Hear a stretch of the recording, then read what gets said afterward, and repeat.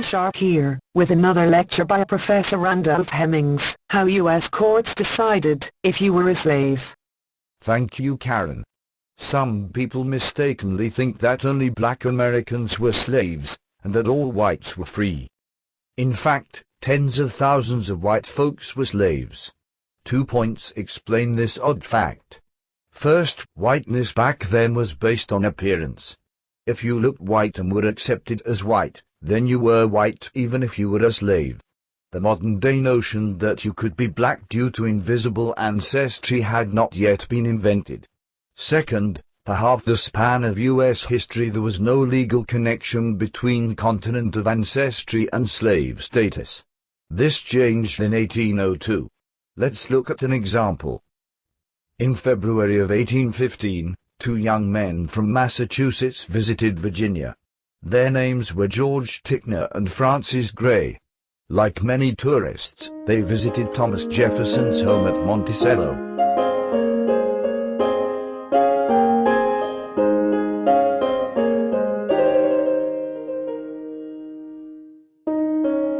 Unlike today's tourists, they handed Jefferson a letter of introduction from John Adams, and the former president personally showed them around his plantation. Gray was fascinated by Jefferson's slaves. He had never known slavery, which had ended in Massachusetts before he was born. He was surprised that many of the slaves were skilled craftsmen, not just agricultural laborers. He was even more surprised that many looked completely white. He asked Jefferson how Virginians decided whether someone was black or white, and how this related to slavery. Jefferson replied in a chatty 4-page letter. He explained that slavery and race were unrelated under Virginia law. On the one hand, the law defined as black anyone with one or more grandparents of unmixed African ancestry. Jefferson filled 2 pages with mathematical equations to show that anyone with less than 1/4 African admixture was legally white in Virginia. On the other hand, slavery passed through the mother with no diminution regardless of ancestry, and had nothing to do with race. Only upon emancipation would a former slave's race become an issue. As example, Jefferson mentioned one of his white slaves, a young man who was a printer's apprentice. He wrote, "If emancipated, he becomes a free white man, and a citizen of the United States to all intents and purposes." Who was Jefferson talking about? The only teenaged printer's apprentice on the plantation at the time was his own son, fair-complexioned, freckled, red-haired Easton Hemmings. Easton had, at most, 1/8 African genetic admixture. Easton's mother, Sally Hemmings, was the half-sister of Jefferson's deceased wife. Sally's father was Jefferson's father-in-law, John Wales, whose antecedents were all of European ancestry as far as anyone knows. Sally's mother, Betty Hemmings, was the daughter of a Welsh sea captain named Hemmings and an African woman. Sally was a slave because her mother Betty was a slave. Since Sally had one African grandparent, she was black even if manumitted. Easton was a slave because his mother Sally was a slave. But since he had only 1/8 African ancestry, Jefferson's prediction applied to him.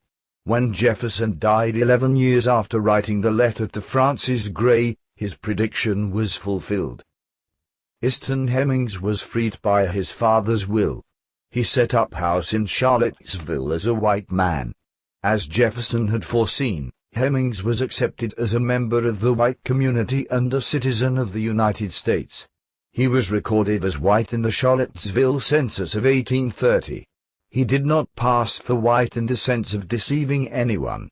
There was no deception. Charlottesville had only a few hundred residents at the time. He was white, legally and socially. Sally had moved in with her son and she was listed as colored in the same census. Easton, his mother Sally, and his wife Julia Ann Isaacs, also a white person with an insignificant touch of known African ancestry, moved to Chillicothe, Ohio after 1830. After his mother's death, Easton and his family moved to Wisconsin as white folks and changed their surname to Jefferson. Their children were accepted as white. Their descendants are still white today.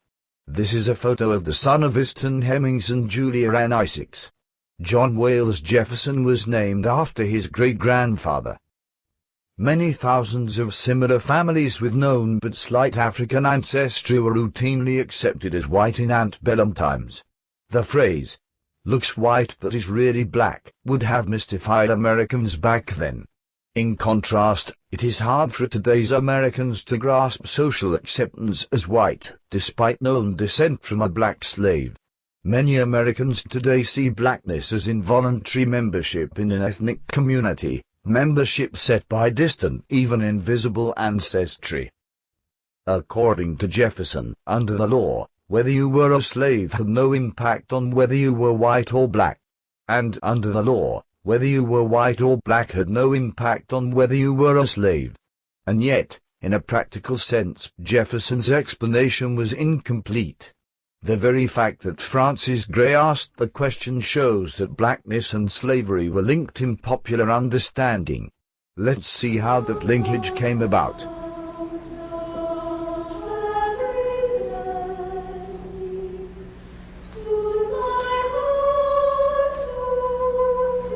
The law declaring that slavery was inherited only through the mother was passed in 1662. Its Latin title was Partus Sequitur Ventrim, and it brought the Chesapeake colonies into line with Spanish law throughout the world. Thereafter, under the law, children of slave fathers and free mothers were born free, whether they were white or black. And children of free fathers and slave mothers were born slaves, again whether they were white or black. From 1662 until slavery's end 2 centuries later, the only factor that determined whether someone was legally born a slave was whether the mother was legally a slave at the time. No other factor entered the equation, not skin tone, not endogamous group membership, not ancestry, not region nor state, not anything but matrilineal descent ad infinitum and nothing more. The question was not trivial. Whether someone was slave or free had to be decided many times in the centuries before 1800. Virginia alone imported about 45,000 African slaves between 1700 and 1750. This comes to about 10% of all the slaves ever imported into British North America. Consequently, the number of African Americans exploded during this period, from 7% of Virginia's population to 44%. Some African Americans were recently imported slaves, and some were the children of slave mothers, also slaves under the law. But others had European mothers. And still others descended from African planters, shopkeepers, or servants from before the color line was invented. How did courts decide who was slave and who was free? They did it precisely as Jefferson explained. 11 appealed court cases were held in British North America before 1800 to decide whether someone was legally a slave. All followed Partus Sequitur Ventrim. In every case, plaintiff and defendant alike tried to prove the person's status by tracing matrilineal ancestry. In 6 cases, the party arguing for freedom traced matrilineal ancestry to free British women. In 3, ancestry was traced to Native American women. The remaining 2 cases traced matrilineal ancestry to Spain and to China. In every case, the court's ruling was based on whether the matrilineal ancestor had been legally free or slave. In no case was appearance or African ancestry an issue. For example, in Higgins v. Allen, 1796 Maryland, a man's ancestry was traced from his great-grandmother, a Scotswoman, who had married an African slave. Their biracial daughter also married an African slave, and their daughter in turn married an African slave, giving birth to the individual in question, a man of overwhelmingly African ancestry and of utterly African appearance. Despite his appearance, the court set him free due to matrilineal descent from a free woman, however distant. The principle of Partus Sequitur Ventrim was thereafter applied without exception by every U.S. court until slavery was ended by the Civil War. Nevertheless, although the ancient principle of Partus Sequitur Ventrim was universally applied, it was sometimes inadequate in practice for lack of maternal evidence. Government-recorded birth certificates would not be invented for another half-century, and so a person might be unable to document having been born free. Credible documents were scarce in the messy world of the early republic. And so, the question was, how could a court decide between someone claiming, without documents, to be held illegally and someone else claiming without documents to be the other's owner?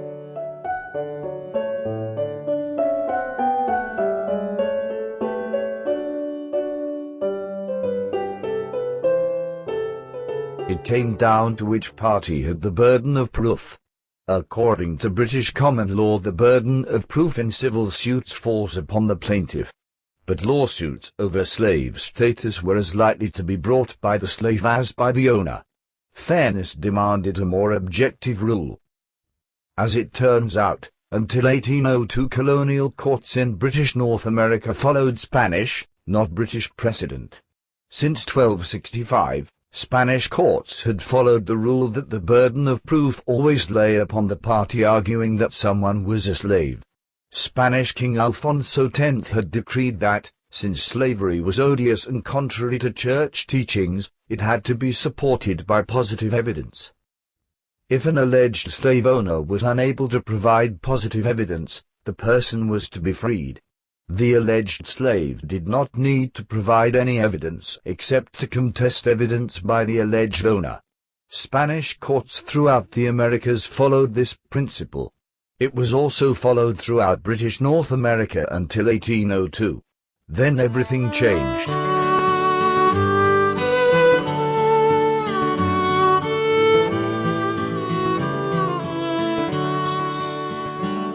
In 1784, North Carolina, a 12-year-old girl named Gobu claimed to have found an abandoned 8-day-old male infant lying in a barn.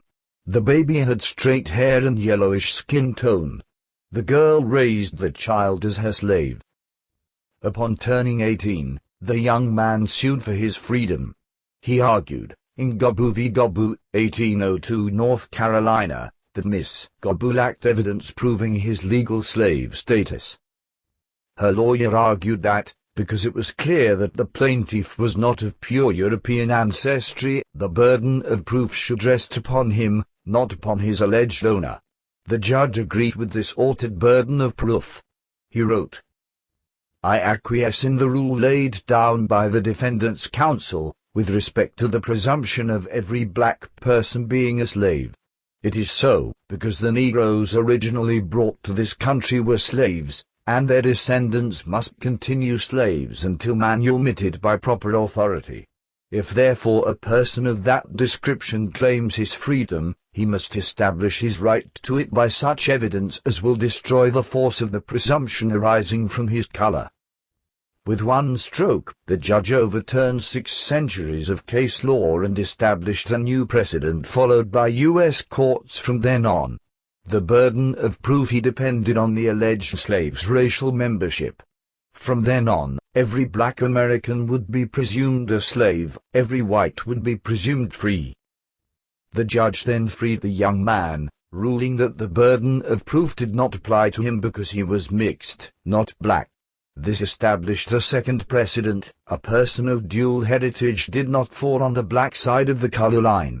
He wrote, "I am not aware that the doctrine of presuming against liberty has been urged in relation to persons of mixed blood, or to those of any color between the two extremes of black and white. And I do not think it reasonable that such a doctrine should receive the least countenance." The issue arose again 4 years later.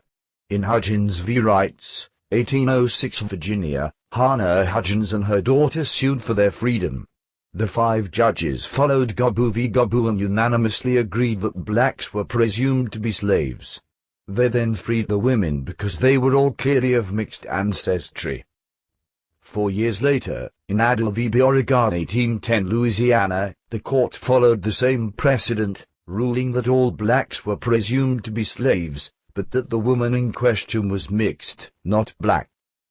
Case after case, without exception, followed this precedent until slavery finally ended many decades later. Hook v. Nanny Pagee and her children, 1811 Virginia, Edwards v. McConnell, 1813 Tennessee, Wellborn v. Little, 1818 South Carolina, and on and on.